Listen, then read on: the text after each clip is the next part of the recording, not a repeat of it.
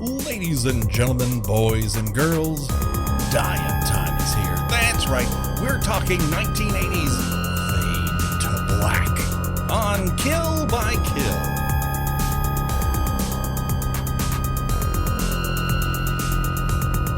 Well, greetings and salutations, Internet. It's your old pal, Patrick Hamilton, coming to you once again from the seedy part of Hollywood Boulevard.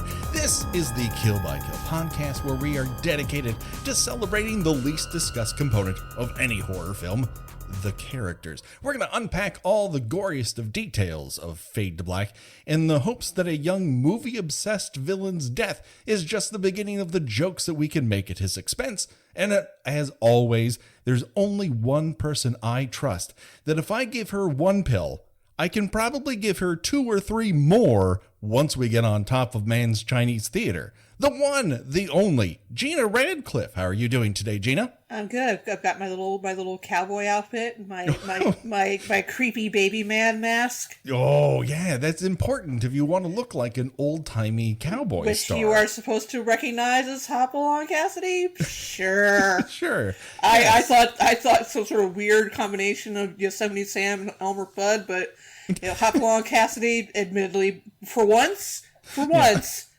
before my time. It looks like the baby man from Happy Death Day was dressed up as a cowboy. It's not, I won't say it's not a rendition of that silent star or that old-timey cowboy star, but it, I won't say it's the most accurate thing. It does disguise his identity, which at one point in this movie, he just decides, I'm through with that. I want to look like me, and I want to murder some people. But I don't want to scare you, Gina. We are not alone. That's right. We have a special guest. He is America's premier Blair Witch 2 Book of Shadows fan. And more importantly, he is the head of programming for horror's best streaming destination, Shudder, the one, the only Sam Zimmerman. How are you doing today, Sam? I'm great, but I think you switched the significance of my titles. Clearly, preeminent Blair Witch 2 fan comes way before director of programming at Shudder. in the eyes of prestige, the eyes of the world. Right. Well, especially when you're trying to do business and you're trying to put yourself out there as someone to take seriously here in Hollywood, the one thing that really lays the carpet out for people is Blair Witch 2 appreciation. Yeah, I think, when I first started at Shudder, they said we need someone taste driven. Saw my endless championing of Book of Shadows and said that's our man. Well, every film has to have that premier fan. And listen, Gina and I, we have our movies, and if we laid them out, Sleepwalkers is way up there. I Happy get it. Birthday to Me is one of them for me. Like I'm the only Happy Birthday to Me fan. Happy Birthday to Me is very, very strong. It is. It is a fantastic picture. Is it 20 to 25 minutes too long? Yes. Absolutely. I enjoy all of them, though. I ain't mad at you. And I recently kind of felt what it must be like to sort of have to raise your eyebrow at me, because now that there is a seemingly Twitter-wide reappraisal of Scream 4 that I can't get on board with, I get it. Whisper, I might be one of those people. When it gets to Scream 3, that's when I start jumping ship. But that's the thing. Everyone has their something. But what was wonderful was it just this last month, you managed to get Fade to Black on Shudder. Yes. And this is a movie which has had a perilous time getting to home video because of all of the clips from various studios that it uses.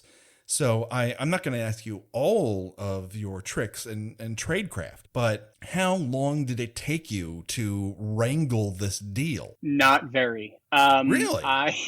It's very funny. It's sort of an anticlimactic story, but I almost stumbled into it in a way, which was the rights holders who have cleared everything themselves. I am unsure if Fade to Black recently switched hands or found its way to a rights holder who was able to clear all this beforehand. But I was talking to them honestly about something else, about a movie that will be coming to Shudder later this year or early next year. certainly not a movie of such consequence as Fade to Black. And the folks there said, oh, hey, we also own Fade to Black, which may be of interest. And me understanding the cult that's built up around the film, and notoriously inaccessible quality of it, I jumped on it and got very excited. Because for the longest time, it was only a movie I knew from clips from Terror in the Isles. It wasn't something like I knew or I watched a whole bunch on home video. It was a thing I knew of, but did not really know. Very similar. You know, I had seen it on VHS when I was younger, because when I was in my teens, my best friend worked at a video store. But we must have only had an old VHS of it, because by that point, you know, DVD had already hit. He just happened to work in like a suburban video store that was kind of old school. Gina, was this the first time for you watching Fade to Black? You know, it couldn't have been, because there are certain aspects of it that I remembered watching, but I couldn't have seen it since I was a kid. It probably did a brief run on cable. It would have been it would have come out in 1980, so it would have made a cable 81 or 82. And that was when I was starting to get into my phase of, if it was described as horror, I was going to watch it, regardless of quality. And there's definitely things that I remembered, like of course the pushing the wheelchair down the stairs thing, and the kind of goofy and yet kind of creepy at the same time, the vampire makeup, actually more like from the half and half thing, which now the iconic image, that kind of stuck with me, because I thought that was kind of vaguely unsettling, which obviously it was supposed to be, so it did it did its job.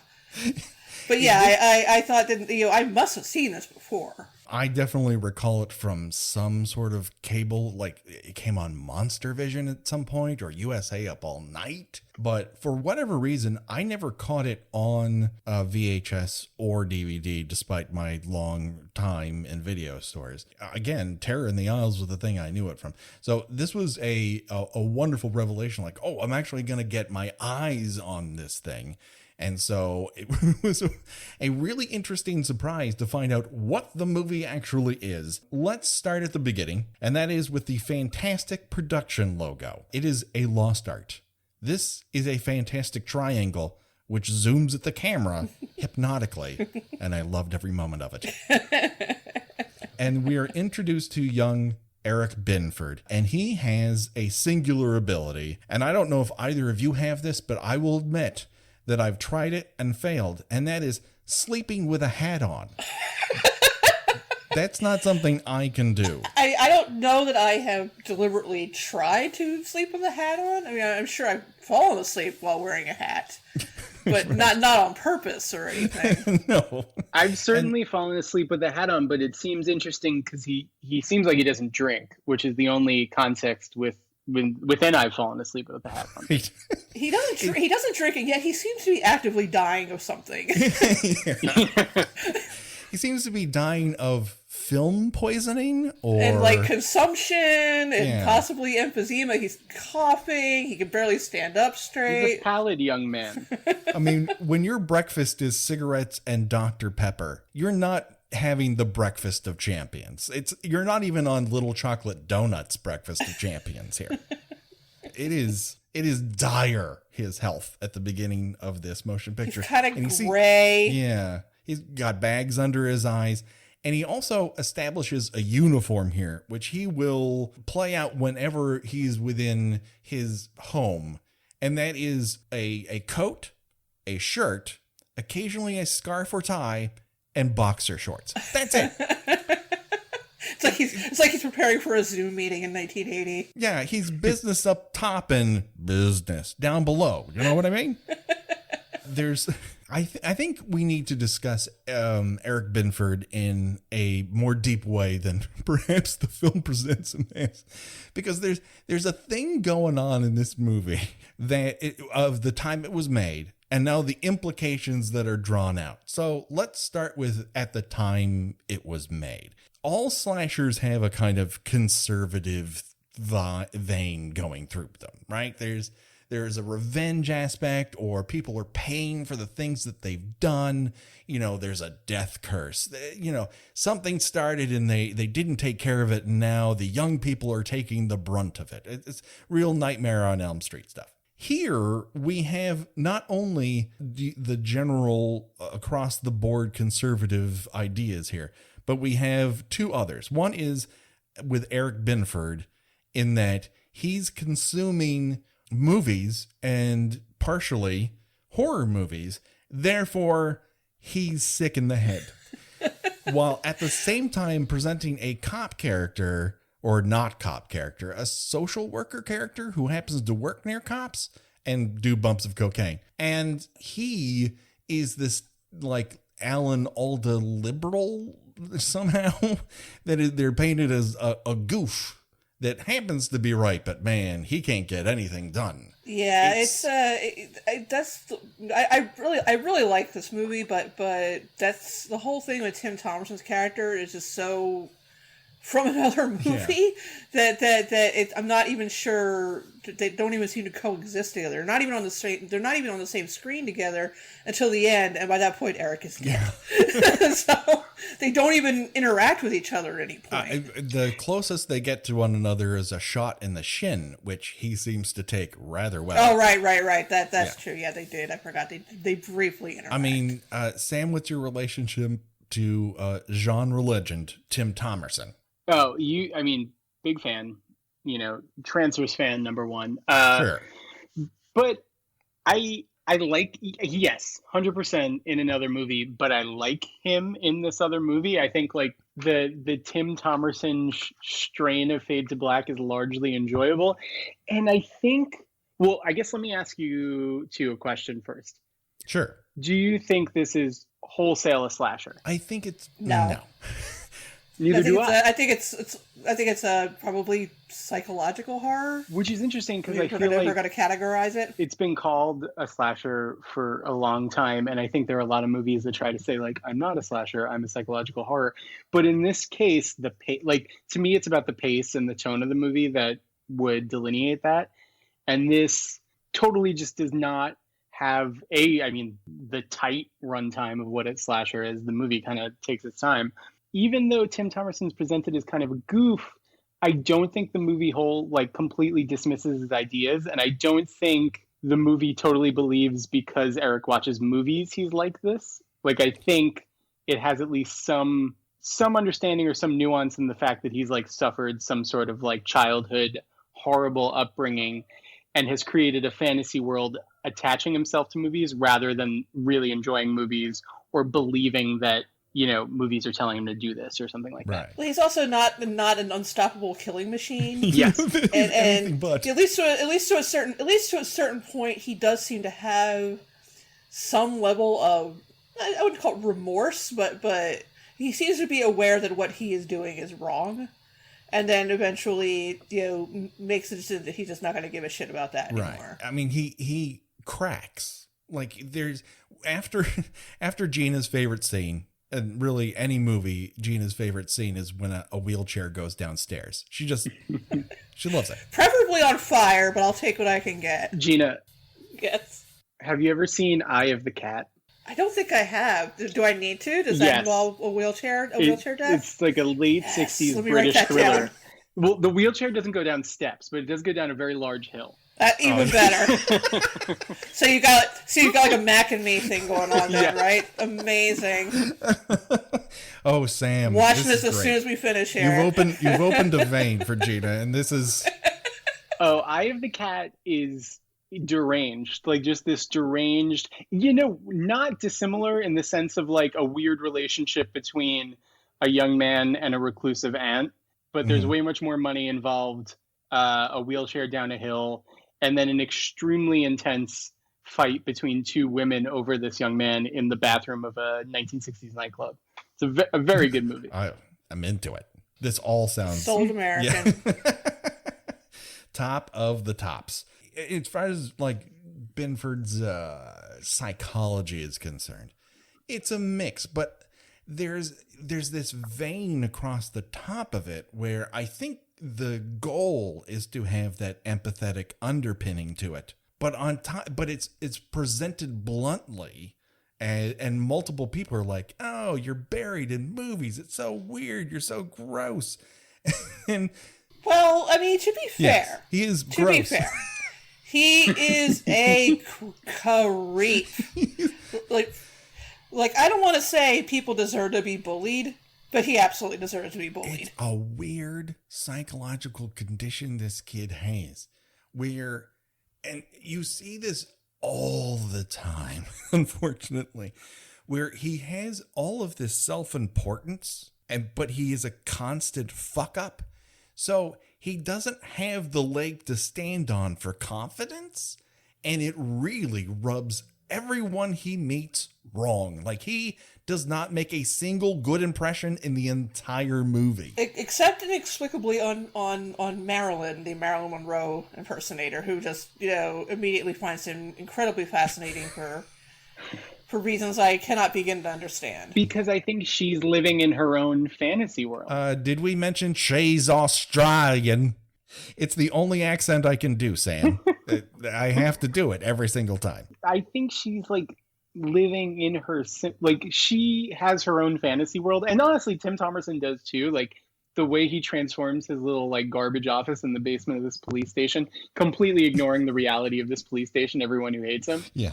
There are these strains running throughout of people like creating their own ecosystems. And that's why I think Marilyn's drawn to him. Like she is similarly in her own head, not only about movies, but about her own self-importance, about wanting to be an actress. I think she sees a similar type, even though he is clearly much more dangerous. He cannot talk to human beings. I think we see this a lot more now where people are even more disconnected from a real world interaction. Well, he's a human trivia machine. Yes. Like he doesn't know how to talk to people as himself, so he either starts hitting you with trivia or he starts impersonating badly other characters, old-timey movie characters that nobody really has even thought about. Even, when this movie was made, they hadn't thought about it. James Cagney in White Heat in like 30 years. Yeah. Well, this hit a weird strain that we saw very early in the show when we were looking at Friday the 13th movies, where the first 2 or 3 had old-timey movie impressions, where they would just break out an old-timey movie impression all of a sudden. You're like, where did this come from? But this is all he does, because he's blessedly free of a personality. And that's Does it not come from that era of the batches of movies that were licensed to television and then also first released on home video? I assume. I don't even know if I didn't even see that he had a VCR. I just assumed he just watched everything because he never sleeps and just watches late night old movies. Yeah. But he does say at one point he crosses something and says, "I got to tape that one," but we never see an actual VCR. And the TV that he has is some sort of CB unit. It's like something you would carry into a fire. It's a solid state, 15 inches high and 12 inches deep. It's crazy, that TV. And he does have a projector which Aunt Mom accidentally on purpose knocks down, which kind of causes him to snap. Fair. Let's discuss Aunt Mom Stella. Aunt Mom Stella, I mean, this is one of those roles that it's kind of an offshoot of that hagsploitation thing. Yes. Oh yeah, she's definitely doing a Betty Davis and Baby Jane. Definitely. She won an award for that. The actor, I think she won like a Saturn Award. Oh. Like a lot of the characters in this movie, deeply unpleasant. Let's talk about her backstory. She is a woman who at one point was in a dance duo with her sister. And what she tells us, and what we learn she has told Eric, is that Eric's mom and her sister died in childbirth, and that required the team to break up. And then 4 years into Eric's life, a babysitter called her home from a party, and she got into an accident and lost the use of her legs. It's something she blames Eric for constantly. And on top of that, she likes back rubs from him. Yes. Does she like back rubs or does she like back rubs? Because I feel like there's a little bit of a, ew, kind of in their interactions with each other. 100%. Deeply unpleasant. That's probably the most unpleasant part of Aunt Mom. That is her award-winning moment. Let's just put it out there, because when she says, "I'll be expecting my back rub," the scene takes a dour turn, and Eric begins to have a 1,000-yard stare of terrified regret and remorse. It is haunting. And I say that for a movie that is deeply goofy. It's a rare combination of both of those elements. It's in a way, like if you did a double feature of this and Martin, I don't think you'd be wrong. They're about haunted dudes who are obsessed with something they can't become, and they're like, well, fuck it, I'm just gonna become it. Oh no, I mean, this movie that I'm about to talk about is directly influenced by Martin, but I had a similar thought about the Transfiguration. Yes. When he is in his sort of Dracula getup, and just the ambition of, I'm doing this, so it's, it's going to manifest, and there's the goofiness and the unsettling nature of this movie. I think they bolster each other rather than cancel each other out. I quite like it. There's a lot to like. But it also has some, the tones are wild, and you're either in for the ride or you might get bucked off, but you can't say what the movie isn't trying. The movie is trying, and almost everyone in the movie is dedicated to performing what they've been asked to do. I'm gonna say something I said about this on Twitter. Mm-hmm. I feel like there's I don't imagine there's any direct influence, but there are certain aspects of this that remind me a lot of Joker. Oh. In that, except that Joker was, not funny and not as weird as it should have been. Mm-hmm. And also kind of assumed its audience were a bunch of morons who had no eye for nuance. Right. So you have Eric, who is very put upon. I guess he's supposed to be in his 20s, but he kind of sort of cowers around people like he's like someone half his age. But he's irritating. Mm-hmm. And again, he doesn't have a personality. He gets very offended if you don't understand certain references to movies he's making that are twice as old as he is. But then you have Arthur, the character in Joker, who is always the victim. Everything that happens to him is done to him. Mm-hmm. And so, naturally, when he does have his break, this is society's fault. Whereas in Fade to Black is, this weirdo had a break sometime. Yeah. And you feel, you kind of feel for him, but at the same time, you really don't want him near you either. It is I will say this straight up, that this is a dedicated performance by Dennis Christopher. Like, he is going into this with the mindset of, this is my taxi driver. Like, I'm going to be this. Whether that comes off as unpleasant or not is in service of the film. And so if occasionally I come across like a cartoon weasel from Who Framed Roger Rabbit, that's okay too.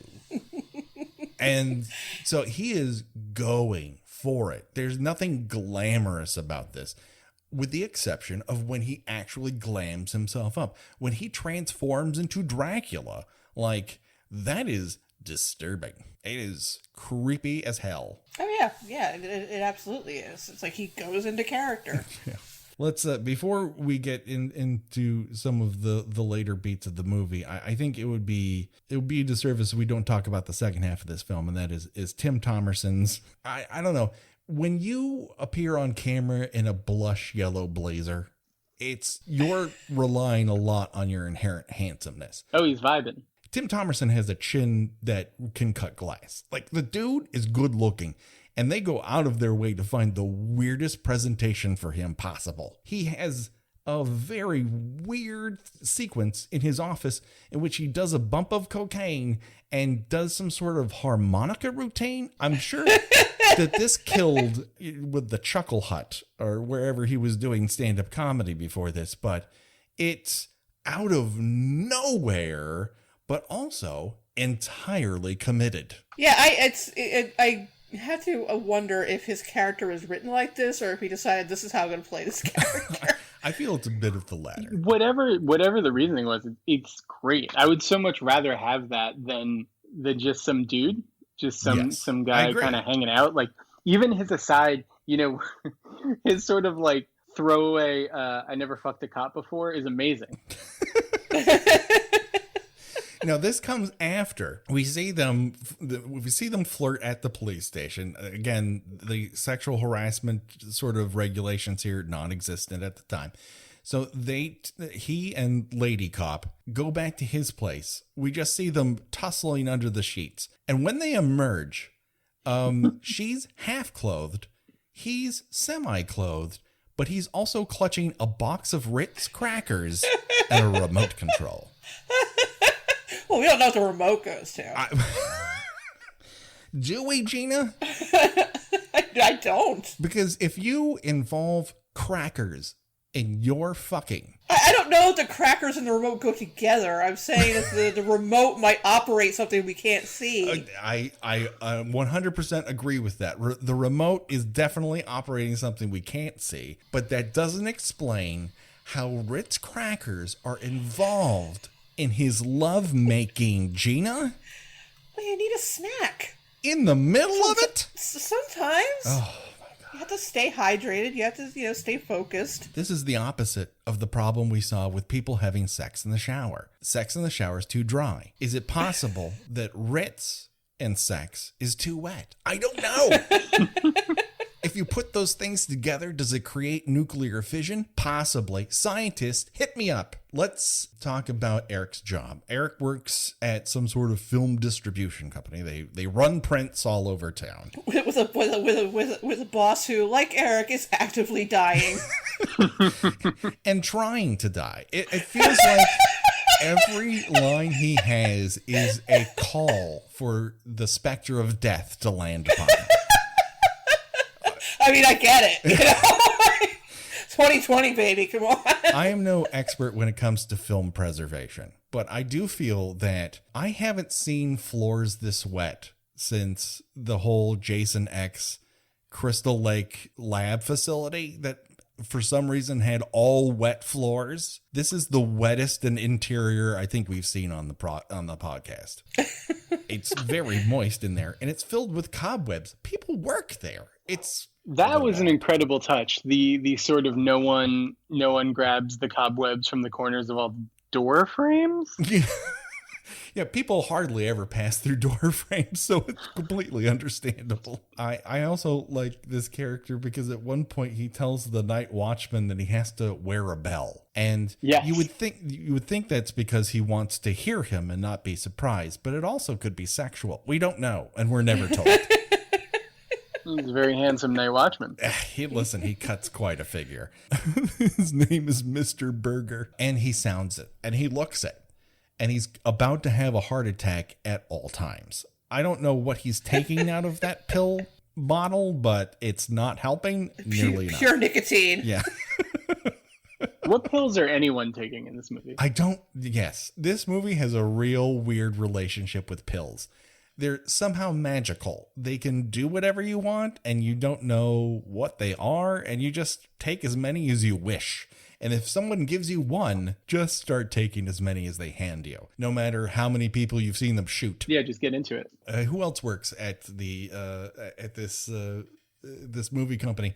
It is the only Mickey Rourke. And if you want to see Mickey Rourke at his insanely hottest, it might be this movie. Like, he is good looking in this, Gina. I'm still gonna say 9.5 weeks. Really? I feel he's too grizzled in 9.5 weeks. You don't feel like he comes off like a tuna sandwich that's been out of the refrigerator too long in 9.5 weeks? Well, not yet. Not by 9.5 weeks. That took a couple of years for that to happen. But I like feel you on 9.5 weeks, but his whole fit when they go to the carnival in this movie, and he's got like the great cam collar, aloha shirt, great boots. That is That's the moment. That's when I was like, that's Mickey Rourke. I mean, he wears like a sleeveless top, like a tank at the beginning of this. And you're like, oh man, that dude's got it going on. Like he pops off. Like I can see why he became a movie star, because he is really dreamy. He's got a huge head of hair. Like it's really going on, baby. And he's got fantastic eyes. He hangs out with his pal, who is apparently driving Hanna-Barbera's Speed Buggy as his own personal vehicle. Excellent cars in this film. Does anyone drive a normal car in this entire motion picture? The lady cop is driving around in her own personal cop car. Yeah. Again, everyone's in their own reality. Everyone's in their own little fantasy. It's great. Now let's talk about Marilyn. Marilyn is played by Linda Carriage. The only other thing I really know her from is Alien from LA, in which everyone who's underground in that movie is from Australia. And here she's a young actress in Los Angeles. She's capitalizing on the fact that she looks like Marilyn Monroe. She takes showers in full makeup. Of course. You don't? Yes, I do. The thing is, I have makeup not just on my face, but because I podcast the nude, I bronze everywhere. So Great. The shower is generally orange by the time I'm done, but I think it's worth it, and the listeners agree. And yet somehow we're not a video podcast. Somehow. Well, one day when that technology comes along, maybe we can take advantage of it, Gina. But until when then, the Kill by Kill OnlyFans launches. That's right. Forget that Jiggly calendar idea we got. Now we've got OnlyFans. Gina, all right. Maybe we need to start thinking about this as a real business plan. Thank God you came on the show, Sam. You've not only brought us great recommendations for wheelchair deaths, but now a business plan. Significant presence. She has a sort of free-floating relationship with reality. She will accept anyone's request for a date, even if she has two in one night. And the date she ends up on is with Peter Horton from 30-something, who is also a creep, just a more attractive one. When she informs him, oh my goodness, I forgot I had a different date on the same night, he responds, what's the matter? Don't you like men? If you got two dates in one night, I'm pretty sure you like men. You like men a lot. You've double booked on men. That's pretty much an endorsement of your man liking. But she has to make it all the way across town over to Venice, where we see the Skips coffee shop. The architecture at Skips is top notch. It is pure 50s, and I love everything about it. Unfortunately, we don't get to see the inside. But this is the sort of inciting incident that the cracks that Eric has in his personality begin to widen. And so by the time he gets home, well, I don't think that back rub is going to happen. In fact, he gets it in his head that while watching a movie, that perhaps if Richard Widmark shoves a lady down the stairs in a wheelchair, perhaps he should as well. The question I have for the both of you is this a wheelchair manufacturer death, or is Eric operating it with his mind? I think it's just, bad timing, and probably Aunt Mom is too cheap to replace the motor on her wheelchair. It just decides to only go forward and then suddenly jut to the left so that it can go down the stairs. She just pops a wheelie and goes flying down the stairs. She blows out smoke out the bass. She Tokyo drifted. Yeah. It really does have a Tokyo drift. She pops the clutch, she hits the nitro, and off she goes down the stairs. And she's got that bumper sticker on the back. Ask some grass. She really should have thought when she had flames painted on the side of the wheelchair how that was going to end up for her. But okay, most wheelchairs don't need a decorative spoiler, but They don't need their own fuzzy dice. If I had a wheelchair, I would have just fuzzy dice hanging off of every part. I almost feel like she has a boogie van rather than a wheelchair. We love a good boogie van. Perhaps the best boogie van, of course, from Prom Night. That's a great boogie van. And so she takes a tumble down the stairs, and Eric disintegrates. And he has a scene in which he sees himself through two different mirrors, which, obviously there's a real him and a distorted him. And you're like, hey, I like this. This is great. And then he backs up against the wall and attempts to throw up on his boxer shorts unsuccessfully. And I feel like if you had just left it at the mirror part, that would have been tops. But I don't know that we needed him failing to throw up. So much more troubled by dry heaving than I am actual vomit. So it's one of those really chilling aspects of the movie for me. There you go. See, it takes all types. I was going to say, and then he goes to Aunt Mom's funeral dressed like that episode of Tom and Jerry where Tom makes his boot suit out of a hammock. That is a grade A reference, Gina. You know what? I thought I only the freshest. Again, our youngest viewers, please listen with a Wikipedia open at all times. Google is your friend, but I promise you, Gina is right about this. I thought I had the cartoon reference of the episode with Speed Buggy. I stand down. If you read our reviews, it's the only thing I'm good for. Oh, that's not true, Gina. We were better before we had guests. Hi, Sam. So we now cut to the people who attend the funeral are Eric in his cartoon zoot suit, a priest, and a lot of guys who are cold with shovels. That priest is fantastic, too. Just like a real asshole of a clergyman. Rolling into his limo, dismissing everything Eric is saying. It's great. Yeah. I also love that he comes like, you can come to me for anything. And the camera dips down and his purse is open. Oh, my God. He's great. And he doesn't blink at all when he goes like, oh, I'm going to give the memorial. Of course I'll see you there. He's like, I don't believe in God. And he doesn't really blink. He's just kind of like, neither do I, kid, but it's a living. Just saw the check clears. Yeah. The priest also refers to her as giving to a fault. And I don't think he was on the back rub schedule. So we don't know that for sure.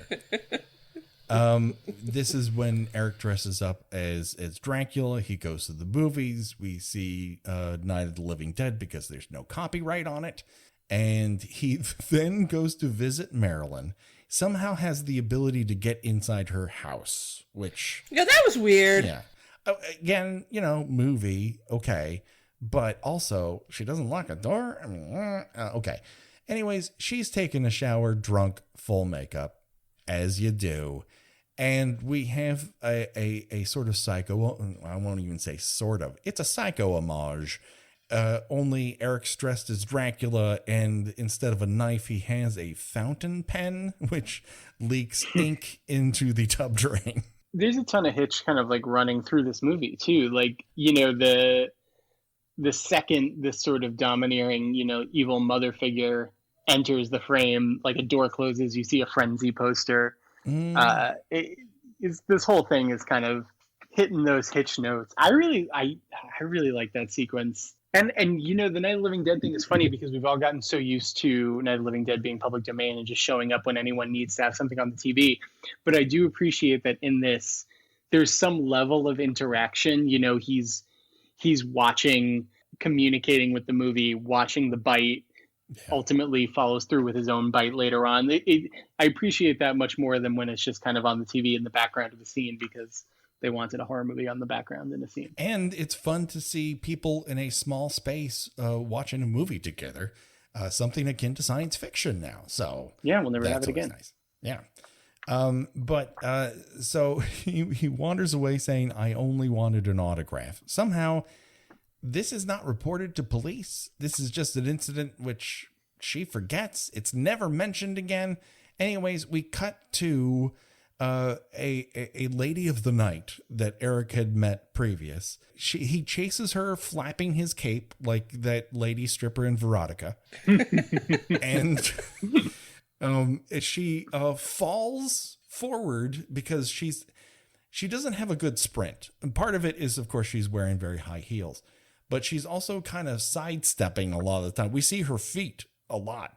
And she falls into a fence, puncturing her neck with the top of a white picket fence. And this is where Eric decides to sample some blood because no one's watching in Venice, a very unpopulated area of Los Angeles, I suppose. And where you get the big time Martin vibes. I mean, it's big. Yeah, I think it would have been funnier if he kind of like, tasted her blood and then he was like, blah. Like, this is gross. Like, So at this point, Eric is 0-2 on murder, like direct cause murder. Like he was near his aunt mom dying, and now he's near this lady dying.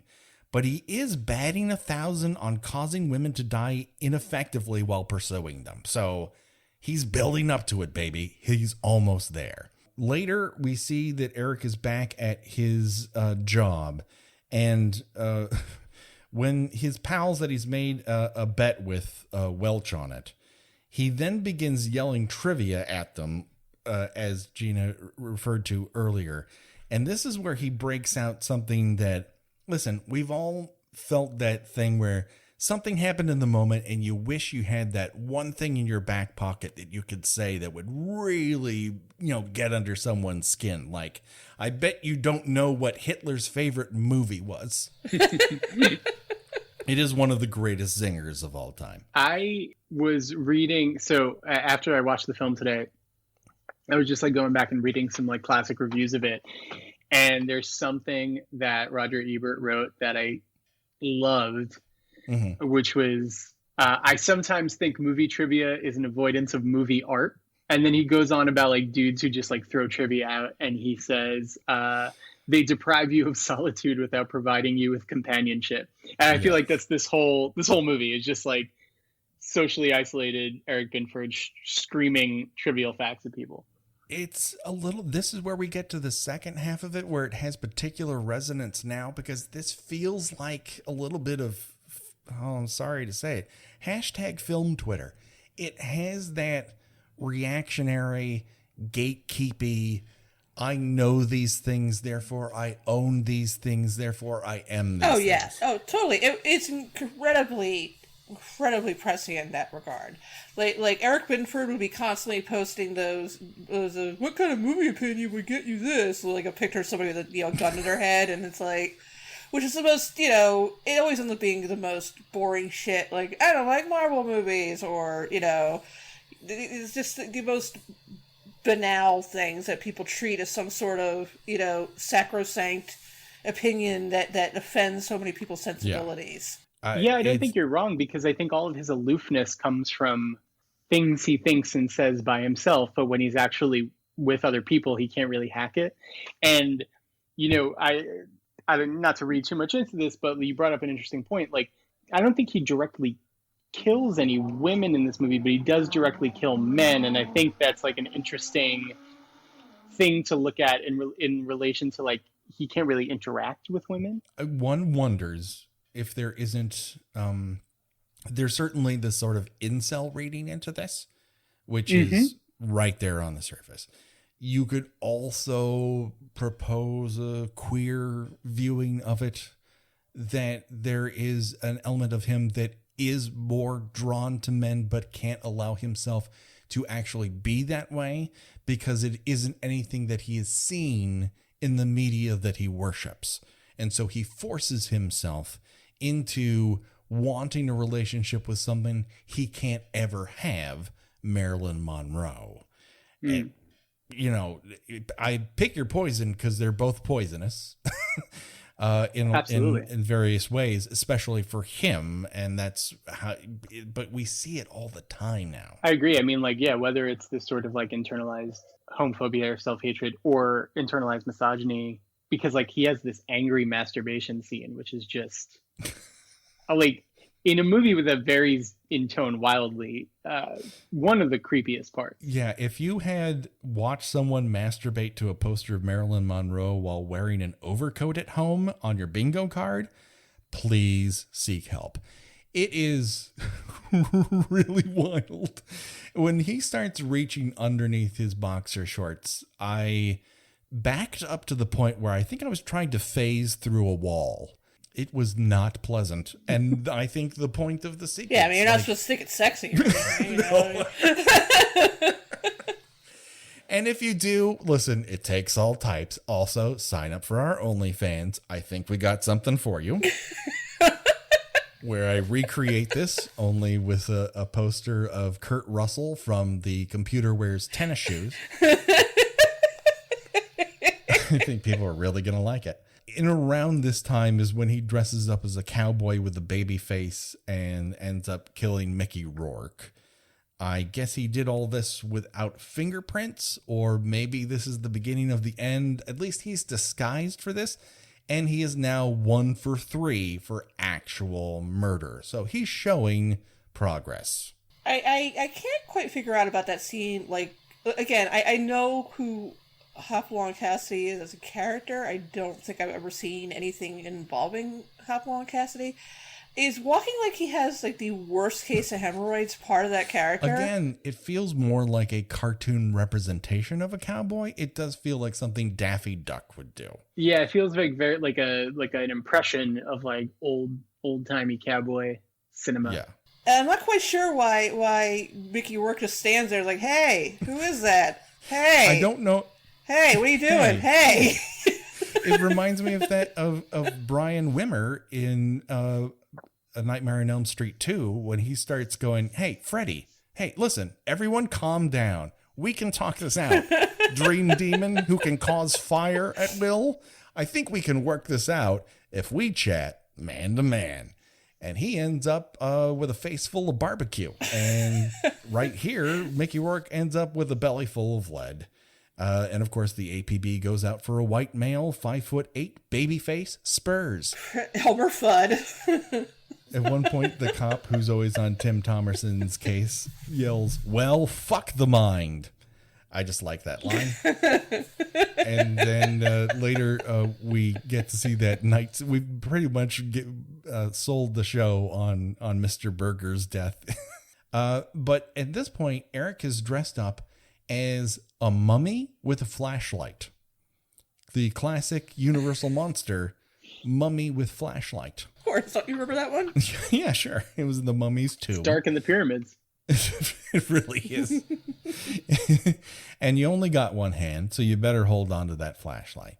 And I guess because he is told that Mr. Berger has a heart condition, he's trying to frighten him to death.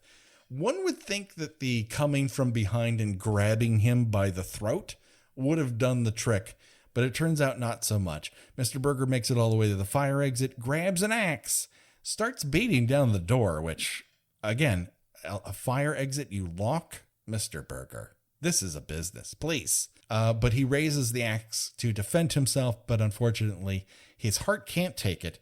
And so now Eric is 1 for 4 on murder, but he's very good at causing accidental death. So all of the scenes, all of the sequences of sort of murder or incidental death, I think there's a lot to love there about how Vernon Zimmerman directs this and like takes on the style of each genre or each movie fantasy Eric Binford's having.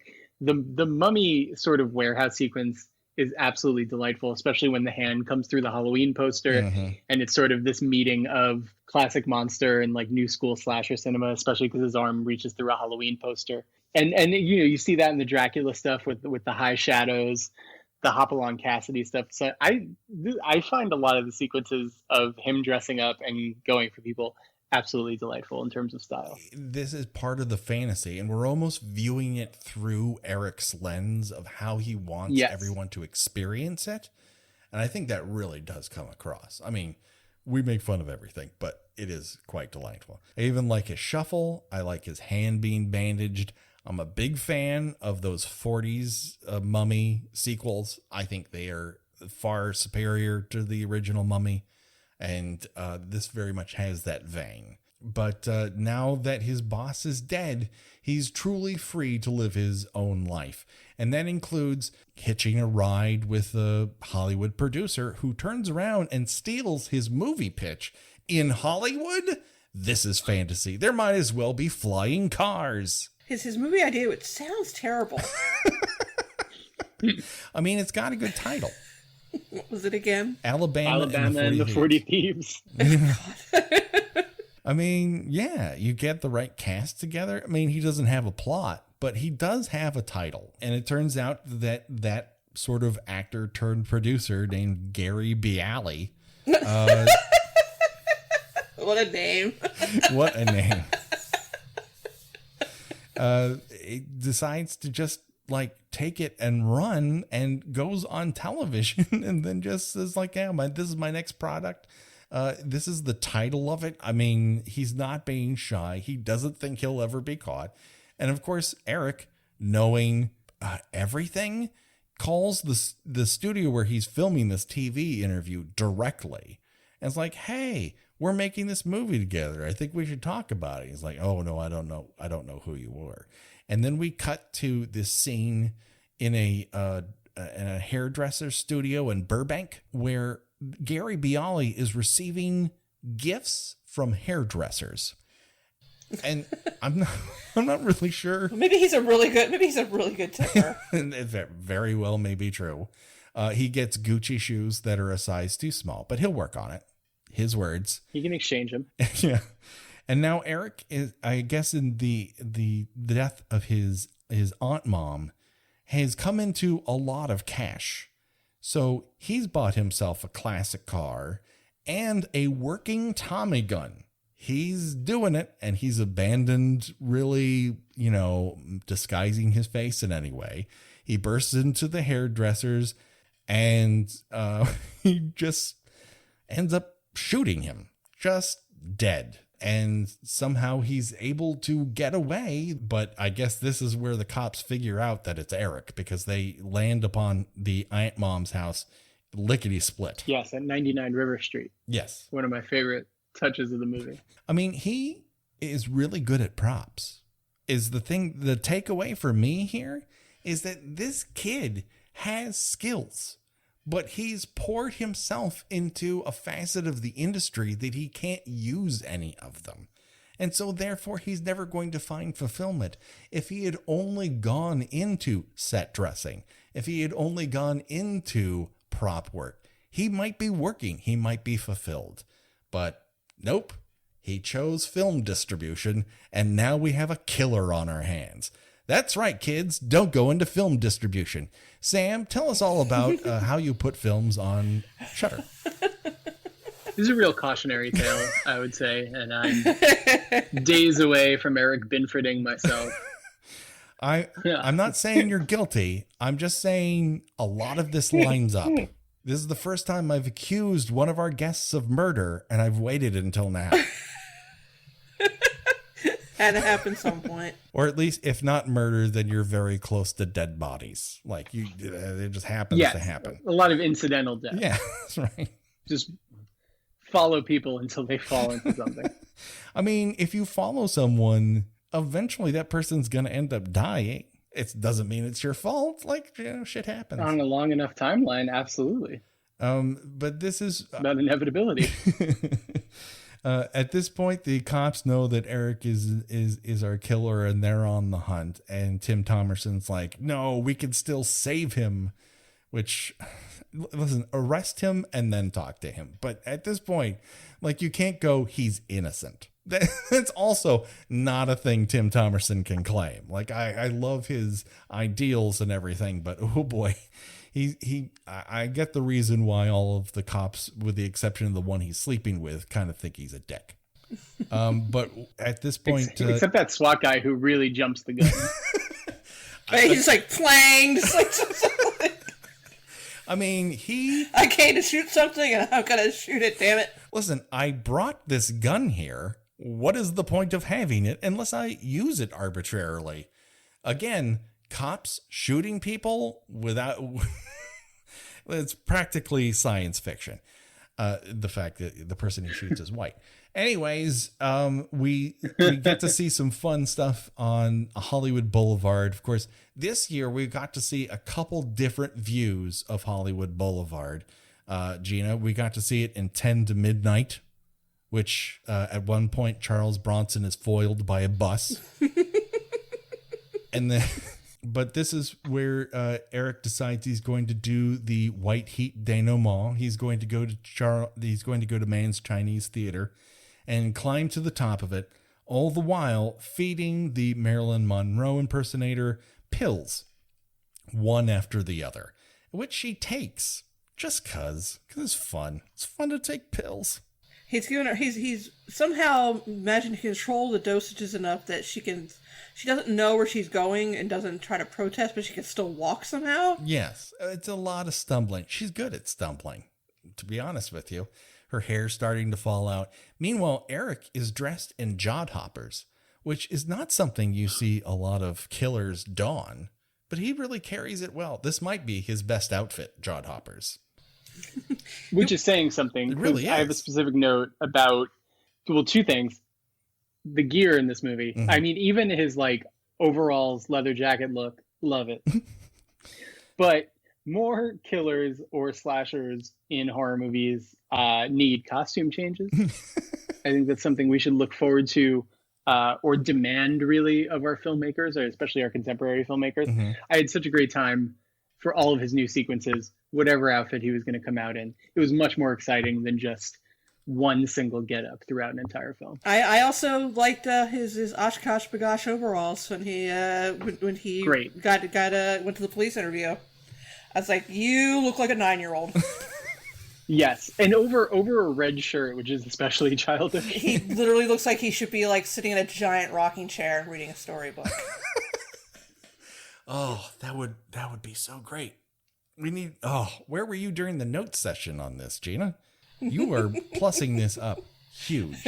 I would have loved a Friday the 13th sequel in which Jason really let his like regular face fly just with the sort of classic glasses and mustache disguise. So you want to combine Terror Train with Friday the 13th? Yes. Oh, yeah, there you go. It's the perfect mashup. We never got him really on a train. We know that Jason everyone's obsessed with Jason in the snow. Let's, get him on a moving vehicle. Listen, tired Jason in the snow. That isn't in space. Wired Jason on a train. Let's make this happen. So, yeah, the only thing I have to add in terms of the ending of this movie on top of Grauman's Mann's Chinese Theater is that after Eric is gunned down for the third time, he does this wonderful practical stunt off the facade, obviously into an unseen airbag. But the person who did that stunt really over-rotated, because by the time he's reaching that airbag, he's really vertical. His feet are pointed down. You cannot hit an airbag with your feet. That is a good way to break your legs or just straight up die. You have to hit that with your back. I really want to know if that person is okay, because that looked like a very hairy stunt that somehow they only had one camera filming and they decided not to go with slow motion. The slow motion is an after effect and where they just slow down the frames. It's like, when you have a physical stunt, you want more than one camera on that bad boy. What was happening there? Was cut away or something. I think these are burning questions that you should submit to Vinegar Syndrome for the Blu-ray, all to be answered in the special features. All right. Question number 1. Why can't I get an Angel 3-pack? You always promised it. Didn't happen. Didn't get one. 2, Fade to Black. What's happening with that stunt guy, Vinegar Syndrome? Hit me up. Will they know? I mean, you have it on Shudder. Shouldn't you know? Isn't that the point? You program something and then you know everything about it? It is. When they deliver the movie, it's sort of, you download it a bit like Johnny Mnemonic. Sure. Yeah. And then you can talk to that intelligent dolphin and we can get to the bottom of this. Mm-hmm. I love this. Yeah. Johnny Mnemonic. Dolphin of programming. That's what they call it. Put it on the business card. And so that just about does it.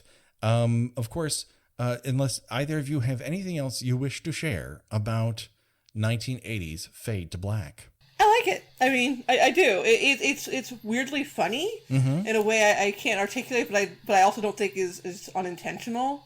Yeah, I think it's trying to be a little weird and silly, but also very creepy at the same time. I don't think it's particularly memorable as far as its actual kills are concerned, but I think he's a pretty memorable character, and I would be interested in how much people uncomfortably see themselves in him or see the potential for becoming somewhat like him. Yeah, I can totally see that. It is a fascinating film, and I think it's fun to watch.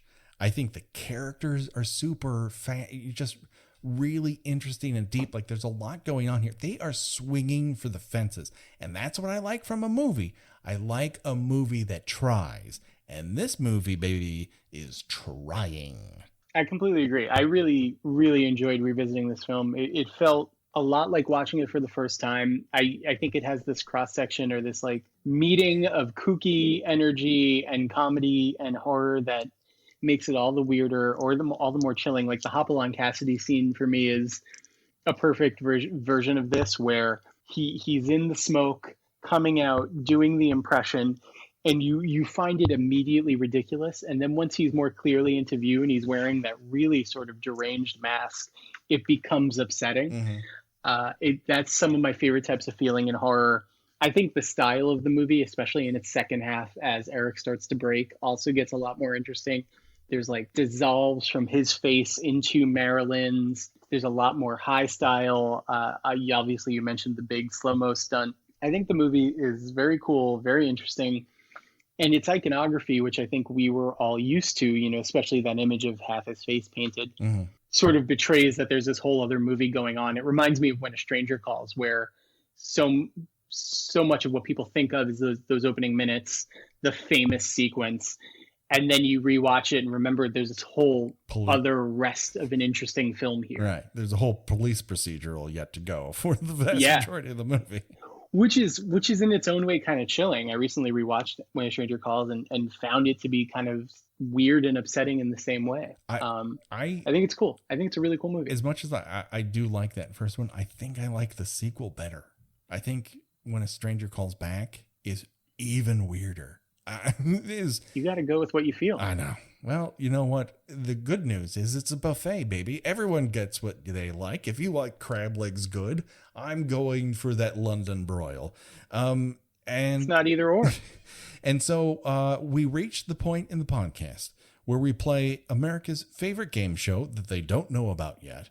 Choose your own death venture. And that is where we decide, of the deaths presented in this movie, if you had to die that way, which one would you choose and why?